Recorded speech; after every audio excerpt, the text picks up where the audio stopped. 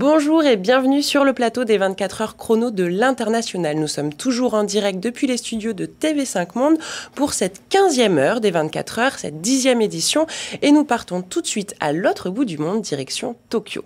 Alors Tokyo, c'est la capitale du Japon, c'est aussi la plus grande mégapole du monde avec plus de 42 millions d'habitants.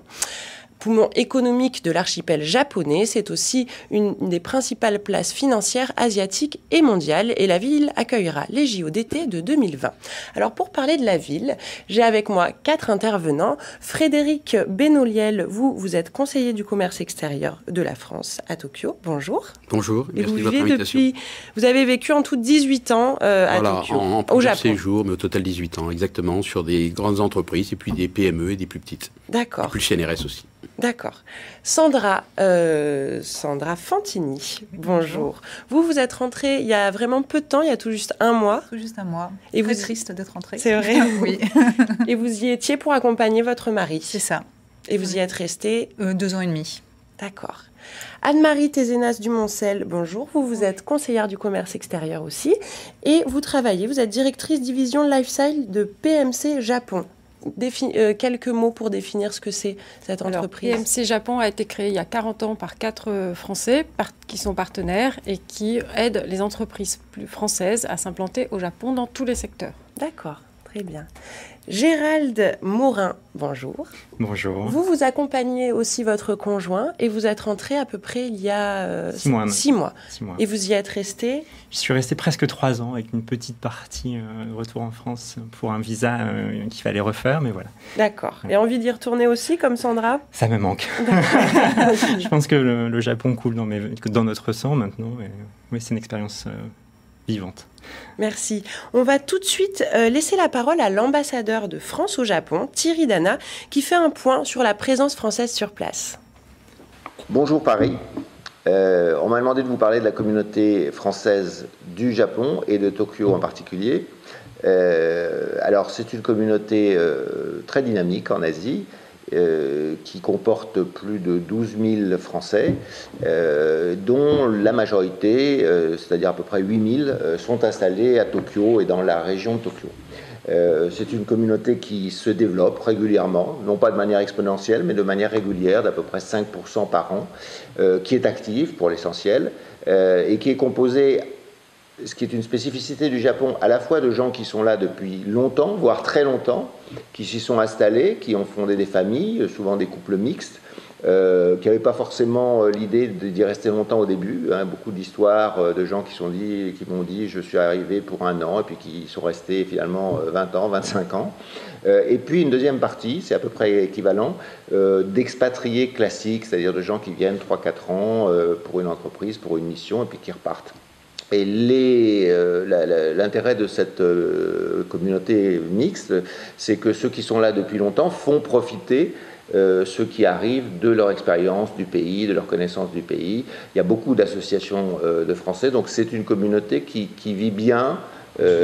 Chacun a sa carrière, sa vie, c'est très divers. Il y a beaucoup d'entreprises évidemment, mais aussi des chercheurs, mais aussi des étudiants, mais aussi des auto-entrepreneurs, mais qui vit bien au sens où ceux qui sont là depuis longtemps, au travers de différentes associations, font profiter ceux qui arrivent depuis peu.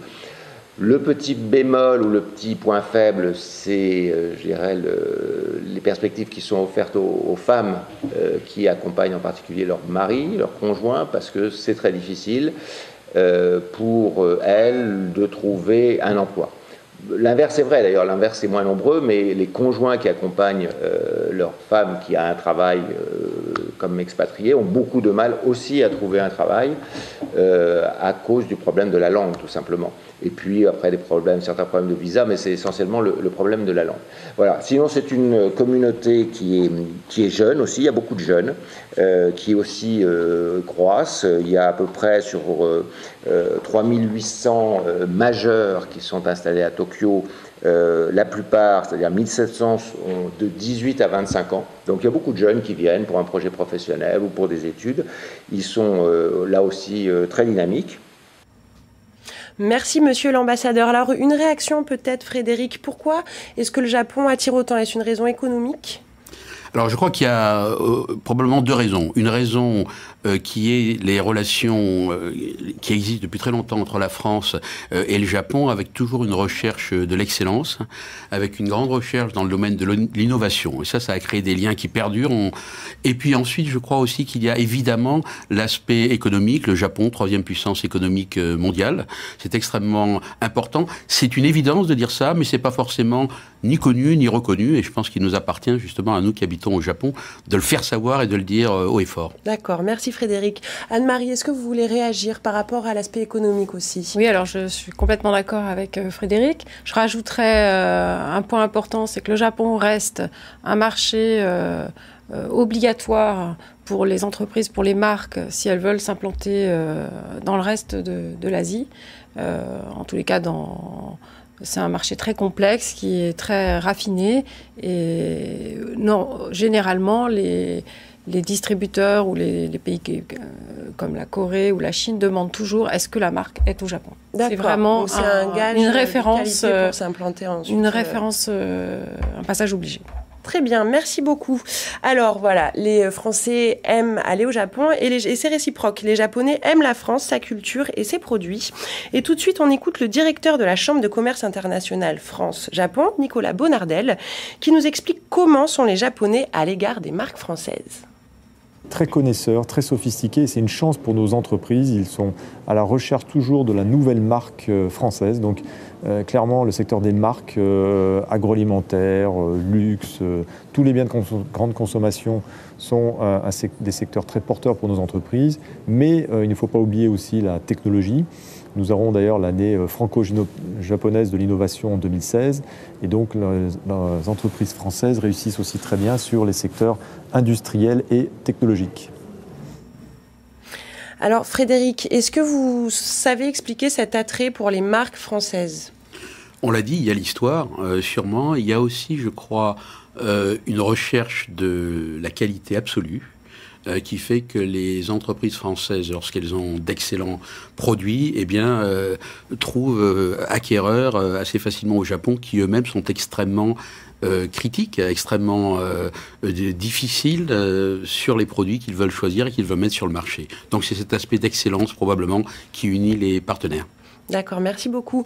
Anne-Marie, vous aidez des marques françaises à s'implanter sur place. Quels sont les conseils que vous donnez et surtout quelles sont les marques qui marchent sur place ? Alors je dirais que la sélectivité des marques qui sont capables de s'implanter au Japon, elle se fait par l'excellence, par la qualité, par le positionnement qui doit être haut de gamme, puisqu'il y a un marché local domestique qui est de toute façon inconcurrençable. Donc je dirais c'est la qualité de service, il faut une histoire, parce qu'on aime raconter des histoires. Et les Japonais adorent la France, adorent les régions, ils sont très au courant, ils lisent beaucoup, ils s'informent beaucoup, ils visitent beaucoup la France. Et je pense on a beaucoup de potentiel encore pour les PME françaises qui ont un savoir-faire et c'est ce que j'essaye de faire, c'est d'essayer d'aller dénicher des trésors. On en a partout, on en a plein et je manque parfois de temps. Et je passe beaucoup de temps à visiter les entreprises pour essayer de comprendre s'ils ont toutes les qualités requises pour pouvoir se développer au Japon. Parce que quand on parle de qualité, c'est aussi la qualité de service. Oui. Être capable de répondre à des mails.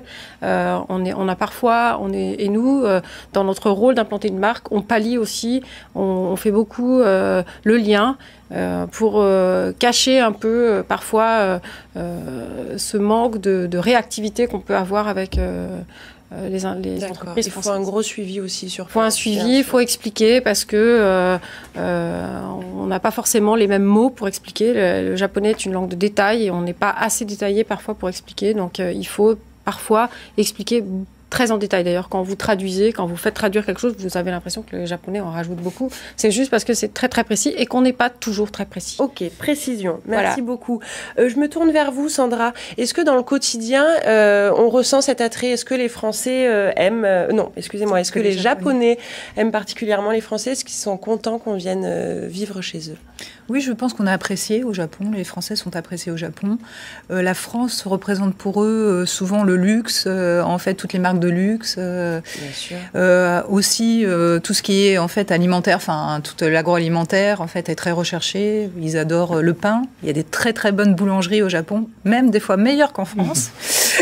Donc c'est appréciable parce que quand on arrive dans ce pays-là, c'est vrai que la nourriture est différente de chez nous et on est content de retrouver un petit peu des choses qui rappellent le pays, quoi. Voilà. D'accord, merci. Donc les Français et leurs produits bien acceptés. Le Japon, c'est aussi un pays qui se caractérise par une très grande capacité d'innovation. Et à ce sujet, on écoute tout de suite Jean-François Guillemol, qui est directeur de recherche au CNRS de Tokyo. Bon, c'est vrai que le Japon, c'est un pays qui investit énormément dans le domaine de la recherche. C'est un des plus gros investisseurs derrière les États-Unis, c'est le plus gros derrière les États-Unis, un des plus gros par habitant. C'est un pays qui est également capable de mettre des politiques sur le long terme, des politiques de recherche qui vont se développer sur des années avec constance et efficacité et qui vont permettre effectivement d'arriver à des bouleversements ou des transformations très importantes dans les technologies et l'implantation de technologies dans la société.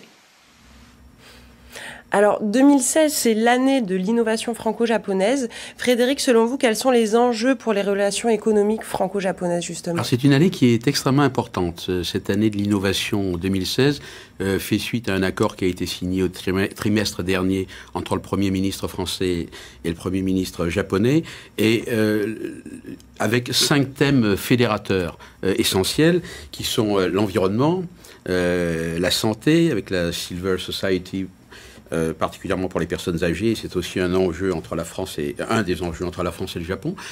Tout ce qui est aussi dans le domaine de la sécurité, ce que l'on a qualifié d'usine du futur, et puis également dans ce qui est dans le domaine du numérique. Alors, il va y avoir, pour soutenir ces actions, beaucoup de conférences, beaucoup de symposiums, tant en France qu'au Japon, et certaines structures ont été créées ou vont s'articuler, notamment le French Tech Tokyo, qui est un réseau qui va mettre ensemble français et japonais pour mieux se connaître. Il y a également des stages qui sont prévus. C'est assez compliqué, on n'a pas le temps ici, mais il va probablement y avoir, plus que d'habitude, des stagiaires japonais qui vont pouvoir se rendre en France. Et enfin, il y a un club de R&D qui va permettre justement d'avancer. Et j'ajouterai qu'une chose qui est importante et intéressante dans les relations entre la France et le Japon, c'est aussi cet aspect public-privé qui fait que aussi bien les entreprises que les pouvoirs publics, les différents instituts de recherche vont pouvoir travailler ensemble. Donc c'est une année fondamentale, à mon avis, pour donner un essor nouveau à ces relations et nous faire mieux connaître par les Japonais et l'inverse. D'accord, merci beaucoup Frédéric pour ces informations. Alors, l'expertise, le savoir-faire français est donc très apprécié au Japon, on le sait, mais alors dans la pratique, est-ce que c'est difficile ou pas de monter une entreprise sur place ? Et à ce sujet, on écoute tout de suite Jean-Michel Serre, qui est conseiller du commerce extérieur et qui répond à cette question. C'est difficile, mais c'est pas impossible. Les Japonais, ce qu'ils cherchent, c'est la qualité, la perfection même parfois, la fiabilité. Ils peuvent avoir même du temps pour cela.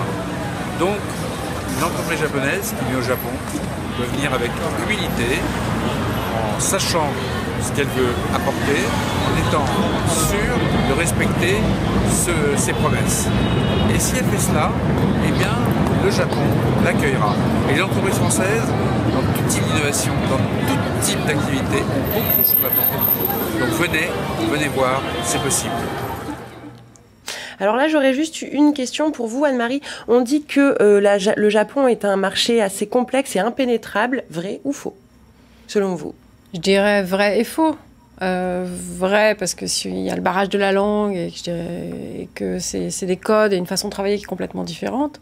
Mais si on a envie de travailler au Japon, on est tout à fait capable. C'est juste, il faut changer sa façon de travailler. Il faut apprendre le japonais si on peut. Et il faut respecter un certain nombre de codes qui ne sont pas les nôtres. Donc, c'est pas inné, ça s'apprend. On peut tout s'apprendre. Et je crois qu'on aime le Japon aussi parce que on a une capacité d'apprentissage qu'on sous-estime parfois. D'accord. Donc, on peut tout à fait réussir au Japon facilement. C'est possible. Si on veut. Très bien. Quand on veut, on peut. Merci beaucoup. On va marquer une courte pause et on revient juste après pour continuer ce sujet et parler de la création et de l'implantation d'entreprises sur place.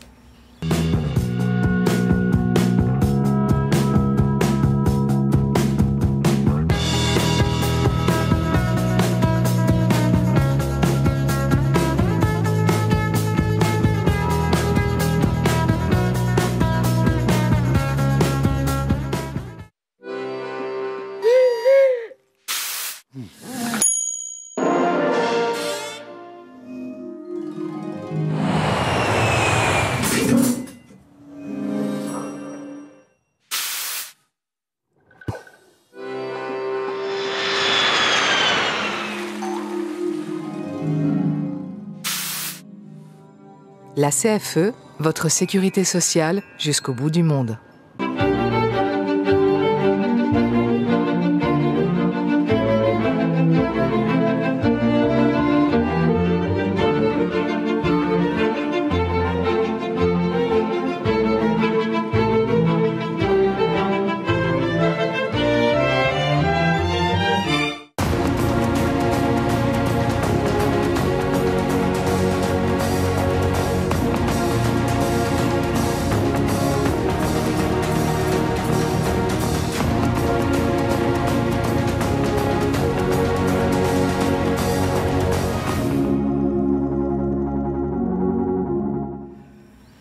De retour sur le plateau des 24 heures chrono de l'International pour cette 15e heure de direct consacrée à Tokyo.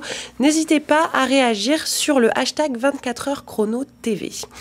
Alors, on parle de la création d'entreprises. Quels sont les conseils pour une entreprise qui souhaite s'implanter sur place? Est-ce que c'est compliqué ou est-ce que c'est simple? Frédéric. Alors, si on parle structure, c'est très simple. Oui. Ça ne prend que quelques jours. Le capital nécessaire, et même pas tout de suite, est très modeste.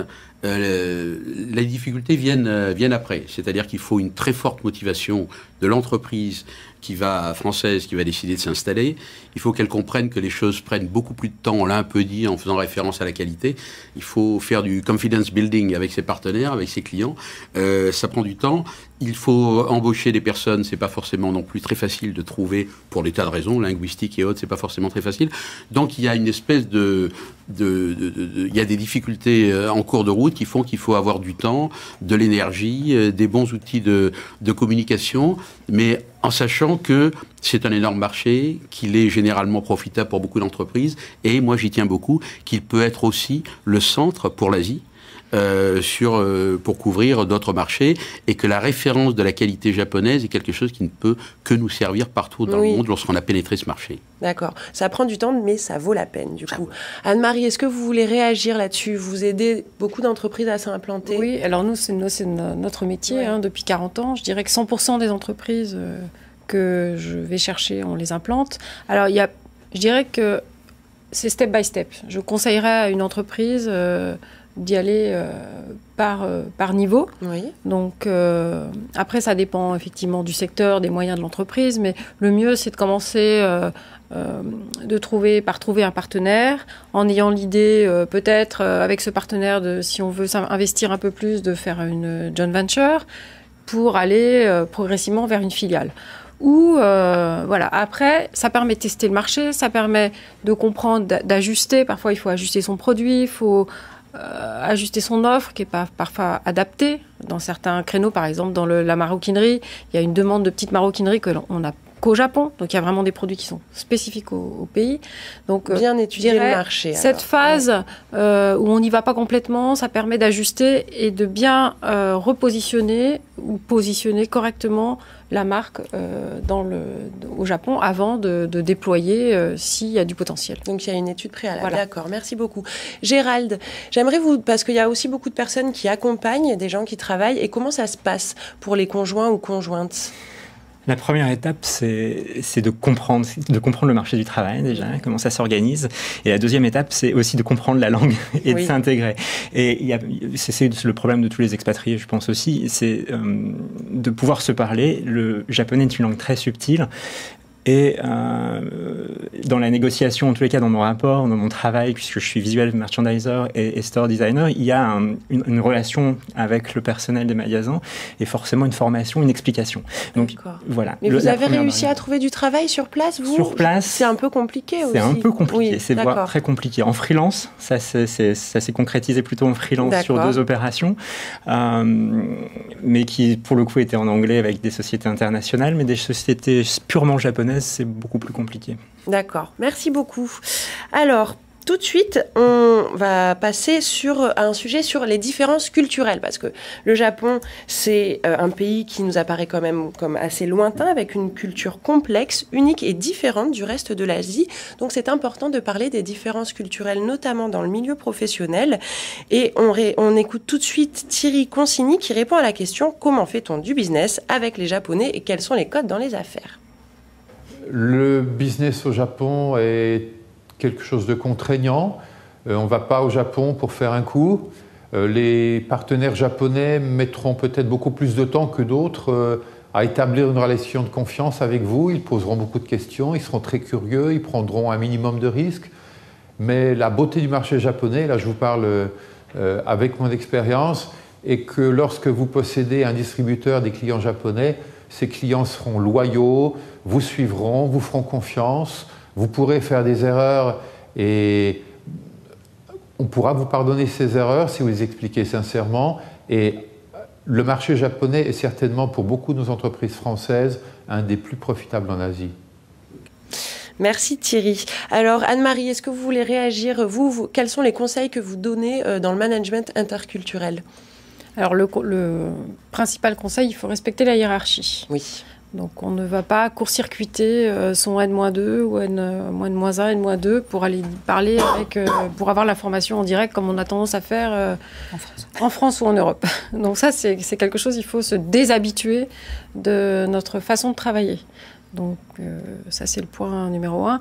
Après, je pense qu'il faut écouter, il faut s'adapter, il faut se mettre à leur niveau.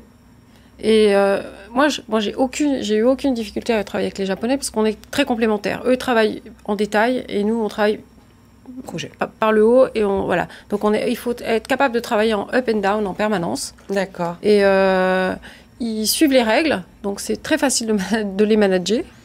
Et il faut juste donner les bonnes consignes. Et si on a des choses à dire à quelqu'un dans son équipe, surtout, on ne le fait pas sur le lieu du travail. On le fait le soir. Ça s'appelle la communication. On va dîner avec son équipe. Et là, on boit des coups. Donc ça se fait aussi vraiment en dehors du lieu du travail. Et là, on peut se dire tout ce qu'on pense. Et là, je crois qu'on se dit... Tout le monde se dit ce qu'il a à se dire et le lendemain, tout est remis en ordre. Donc il faut vraiment faire attention. On ne dit pas en pleine journée à quelqu'un de son service « Tiens, viens me voir dans mon bureau, j'ai quelque chose à te dire ». Surtout, on ne fait pas ça. D'accord. Merci. Sandra, vous avez eu une petite formation via le travail de votre mari. Qu'est-ce qu'ils vous ont dit concrètement Un petit peu. Enfin, c'était plus orienté pour en fait les gens qui allaient travailler au Japon. Donc, oui. Moi, j'ai écouté, mais effectivement, comme je n'ai pas travaillé là-bas, ça m'a moins servi. Mais effectivement, il y avait la précaution de faire attention, de ne pas faire perdre la face à un Japonais. Oui. Très important, en fait. Donc ne pas s'emporter. Voilà, non plus. ne pas s'emporter et surtout pas devant ses collègues. Enfin, voilà, le faire à part pour éviter qu'ils se sentent un peu blessés, humiliés. Voilà. D'accord. Il y avait et la hiérarchie aussi. On nous avait dit que la hiérarchie était très importante, qu'il fallait la respecter. Donc c'est vrai qu'effectivement, c'est les petits conseils qu'ils nous avaient donnés avant de partir. Voilà. À propos de la hiérarchie, il y a une forte importance de la seniorité, Frédéric. Oui, je crois qu'on l'a dit, il y a la hiérarchie qui est très lourde, oui. Tout ce que cela peut comprendre, mais il y a aussi une seniorité. C'est-à-dire que c'est pas mal de vieillir au Japon. C'est pour ça que vous y êtes resté. Peut-être. Mais je crois que c'est extrêmement important, ce qui veut dire que les jeunes Français, notamment, ont évidemment leur place. Je profite d'ailleurs pour dire qu'il existe un club VIE extrêmement actif à Tokyo et qui a pour ambition en tout cas d'essayer d'aider les jeunes gens qui arrivent. Mais c'est évident que mettre un très jeune garçon en première ligne face à une entreprise japonaise est un message qui passe mal, qui est peu compris, avec peu de pouvoir pour le garçon en question. Je crois que c'est important. Maintenant, je voudrais juste ajouter que, à mon avis, pour les nouvelles entreprises, celles qui veulent venir, on a une chance aussi au Japon, c'est qu'on a un volant de conseiller du commerce extérieur d'une 50aine de personnes qui touchent tous les secteurs d'activité, qui est extrêmement actif. Donc ça, c'est quand même, ils sont à la disposition des entreprises qui veulent les contacter. Il y a aussi une chambre de commerce qui est la plus grande, je crois, au Japon, avec de très nombreux membres et qui, elle aussi, est très performante. Évidemment, l'ambassade et Business France. Donc, ne pas hésiter à contacter toutes ces personnes qui sont là pour donner des conseils. Et les dont vous faites partie. Que nous travaillons tous ensemble, de l'amont à l'aval. Très bien. Et je rajouterais juste un petit point sur le Japon. Très rapide, vraiment. Au Japon, on travaille en équipe. L'équipe est importante, l'individu l'est moins. Donc, on apprend ça au Japon. Faut faire attention à ça. Il faut respecter l'équipe. Merci beaucoup. On va marquer une courte pause et on revient tout de suite pour s'intéresser à la vie de tous les jours, à la vie quotidienne au Japon.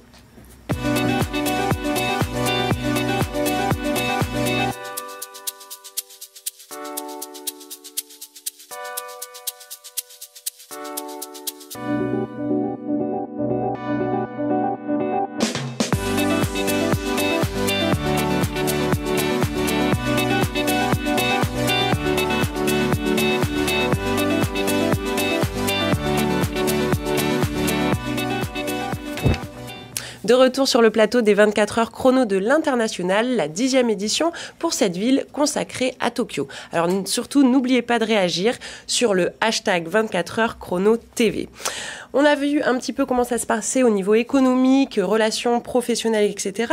Mais maintenant, on va s'intéresser à la vie quotidienne et à la vie de tous les jours, et plus particulièrement à la culture, parce que la culture au Japon, c'est vraiment très important. Donc, on a vu comment ça se passait dans le milieu du travail, mais au quotidien, il y a tout de suite Jean-Jacques Le Goff qui nous donne quelques conseils pour appréhender cette culture japonaise au quotidien. Alors, les conseils les plus importants concernent une compréhension de ce qu'est cette culture. Très souvent, il y a beaucoup d'a priori par rapport à la culture japonaise, qui, encore une fois, est complexe, mais en même temps est fascinante. Et c'est la compréhension des aspects culturels, historiques, la langue aussi, s'impliquer dans la langue, qui permettent d'avoir des bonnes relations avec des Japonais. Alors Gérald, vous, quels sont les aspects de la culture japonaise qui vous sont apparus comme les plus différents quand vous êtes arrivé ? La première chose, c'est de s'adapter, de comprendre comment eux vont fonctionner, comment ils fonctionnent, et c'est l'humilité, la première chose qui m'est venue. Et d'ailleurs, quand on apprend le japonais, on se soumet à la personne à laquelle on parle, et dans la relation donc, du quotidien avec les personnes qu'on va rencontrer, qu'elles soient vendeurs, ou que ce soit des gens sur le trottoir, ou qui que ce soit, on va avoir cette humilité vis-à-vis de la personne qu'on a en face de soi, et d'autant plus que moi je suis étranger et que c'est cette personne qui va m'apprendre, qui va me former, qui va m'expliquer comment ça fonctionne. Et donc dès cet instant, le contact se fait avec les gens qu'on rencontre. Et il y a une ouverture qui se fait, parce que les Japonais sont très curieux. Donc, somme toute, on s'intègre assez rapidement. D'accord, mais dans beaucoup de respect, j'ai l'impression, c'est ça qui me vient à l'esprit quand vous me parlez. Énormément. Il y a différents niveaux de langue en japonais, mais dans la langue quotidienne, entre vous et moi, entre amis, il y a quand même toujours ce respect. Différemment de l'anglais, où le « I » est même en majuscule, là, on est plutôt dans le sumimasen. D'ailleurs, c'est la première chose qu'on dit à chaque fois qu'on rencontre quelqu'un, « excusez-moi ». D'accord. La façon de dire bonjour est aussi « excusez-moi ». Voilà.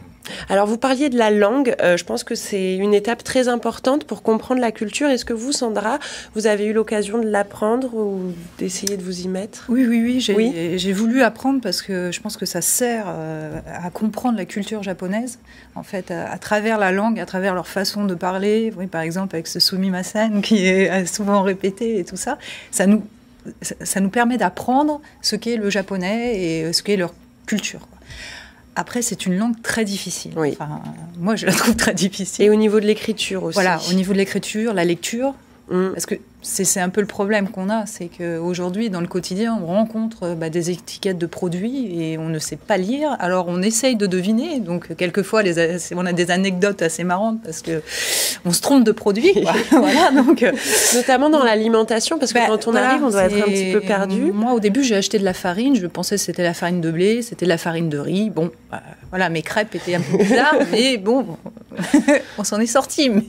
Mais c'est vrai que je ne savais pas lire. Enfin, on ne sait pas lire, quoi. Et même en apprenant, il y a quand même plusieurs caractères. Bon, il y a 2 alphabets plus en fait des kanji. Aujourd'hui, j'ai appris, mais je maîtrise pas la langue, quoi. En 3 ans, en 2 ans et demi, j'ai pas réussi à maîtriser. C'est trop court. C'est trop court, ou peut-être que je me suis pas suffisamment investie, ou peut-être que non, c'est difficile, en fait, très difficile. D'accord. Mais je pense que c'est indispensable. Enfin, moi, je conseille aux gens de l'apprendre. Et puis en plus, c'est je sais pas, autant vivre l'aventure à fond et essayer de rentrer dans la culture du pays où on habite quelques années. Je pense que c'est... Bien sûr, c'est la meilleure des démarches. Voilà, c'est la meilleure des démarches. Hein. Vous, Frédéric, vous y êtes depuis 18 ans. Est-ce que vous avez réussi à vous intégrer aujourd'hui ? Est-ce que vous vous considérez en phase avec la culture japonaise ? Je ne sais pas si je suis en phase avec la culture japonaise. Je connais bien sûr beaucoup de Japonais. Je ne perds jamais de vue que je suis français, même si je parle japonais, et je n'essaye pas d'avoir l'air ou de jouer au japonais. Je crois que ça me permet de garder une certaine distance, d'être pardonné parce que même après beaucoup d'années, on fait encore beaucoup d'erreurs. Mais ce que je continue, du moins je l'espère, à faire, on dit qu'il faut parler japonais, c'est vrai, mais je crois qu'il faut aussi écouter les Japonais, et c'est ainsi, je crois, qu'on peut apprendre, se fondre un peu dans la masse. Et c'est un peu comme les produits, comme les entreprises, il faut rester, si on le peut, longtemps pour se faire connaître et pour créer une confiance entre les partenaires, les interlocuteurs japonais et nous-mêmes. D'accord, merci. Du temps et de l'investissement. Alors, tout de suite, on va s'intéresser à la vie culturelle à Tokyo avec Thierry Voisin qui va s'exprimer. Au niveau culturel, Tokyo est une ville qui bouge énormément. Vous avez beaucoup de musées, vous avez beaucoup d'expositions, des salons. Pratiquement toutes les semaines, il y a un salon, des concerts de rock, de blues, de jazz, tout ce que vous voulez, de la musique classique. Les Japonais sont très sensibles à la musique classique.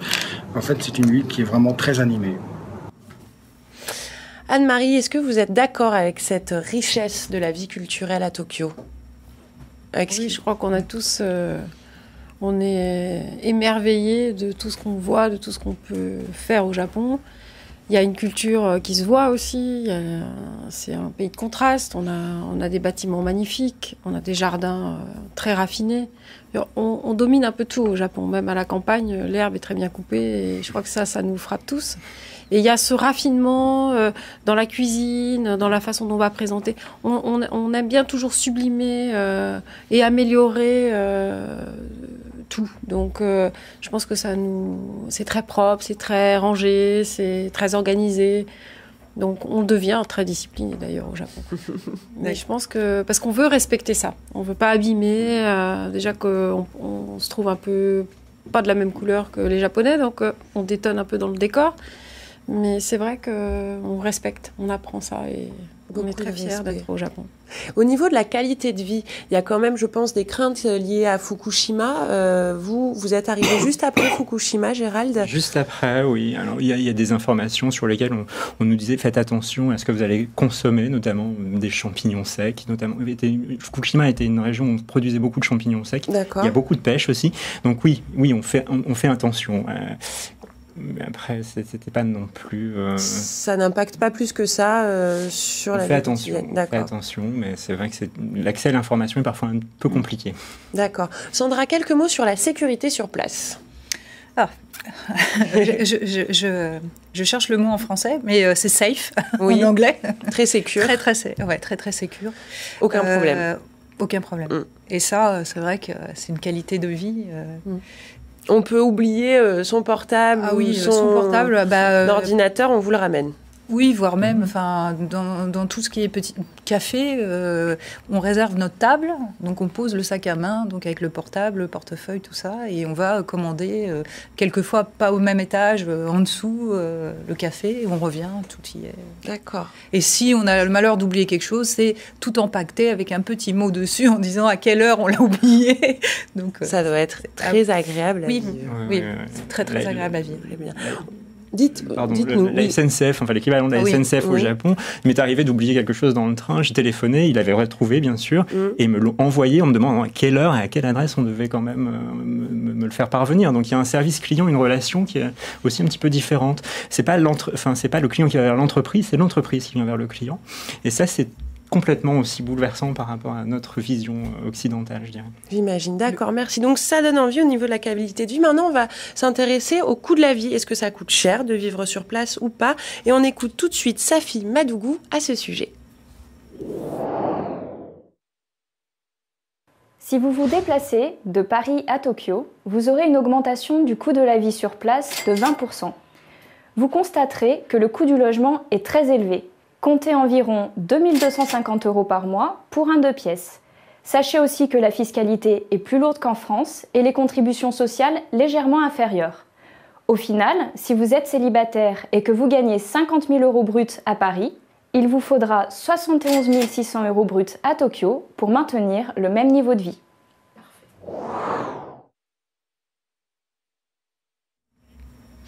Frédéric, est-ce que vous êtes d'accord avec ce qui vient d'être dit dans la vidéo ? C'est un pays qui a pas d'inflation, pratiquement. Donc les prix sont stables. C'est un pays dans lequel aujourd'hui l'euro est favorable par rapport au yen. Donc tout ça nous aide beaucoup. C'est vrai que globalement, le coût de la vie, encore une fois, ça dépend ce que l'on fait, comment on vit, mais enfin, est plutôt plus élevé qu'en France. Mais il y a une chose qui, moi, m'a frappé après, j'ai fait 2 séjours au Japon, et il y a plusieurs années où je n'y étais pas. Et lorsque je suis revenu, ce qui m'a frappé depuis 2-3 ans, c'est la possibilité qu'il y a, si on ose, si je puis dire, le faire, à négocier. C'est-à-dire que les Japonais, pour des raisons de prestige, si je puis dire, ne négocient à peu près rien entre eux. Oui. Moi, je n'ai pas de gêne par rapport à ça lorsque sur des achats conséquents, y compris sur les loyers, par exemple. Même sur les loyers. Il est tout à fait possible de discuter sans qu'il y ait véritablement de gêne. Essayez, vous verrez, c'est tout à fait possible. Merci pour Je pense que c'est lié au tremblement de terre, puisque moi j'étais le 11 mars quand il y a eu le tremblement de terre et beaucoup de gens sont rentrés. Nous, on est restés et en fait, j'ai changé d'appartement juste après et j'ai facilement négocié la moitié du prix parce que tout était vide. Il y avait une pénurie. Oui, c'est vrai qu'il y avait... Donc, et peut-être que ça a un peu changé les codes et il y a aussi énormément de construction. Je pense que les gens se sont rendus compte que il fallait louer ce qui était vide, il fallait bien les louer et que... Parce que c'était devenu hyper cher. Ils n'avaient plus vraiment le choix. C'était même indécent, les prix des loyers qu'on avait. Donc je pense que ça a aussi un peu remis tout à une valeur un peu plus correcte. Donc je dirais qu'on est à peu près... C'est équivalent avec la France sur les loyers, en tout cas. Ça dépend. Le loyer, c'est le loyer, mais ce qui coûte très cher, c'est l'énergie. L'électricité coûte très cher, l'eau coûte le prix de l'électricité. Donc après, il faut regarder la note à la fin. Oui, après, il y a des choses où on dépense moins parce qu'on chauffe moins parce qu'il fait moins chaud. Après, on peut mettre la clim en permanence, le chauffage en permanence, puis on peut ne pas le faire aussi parce qu'on n'a pas forcément besoin.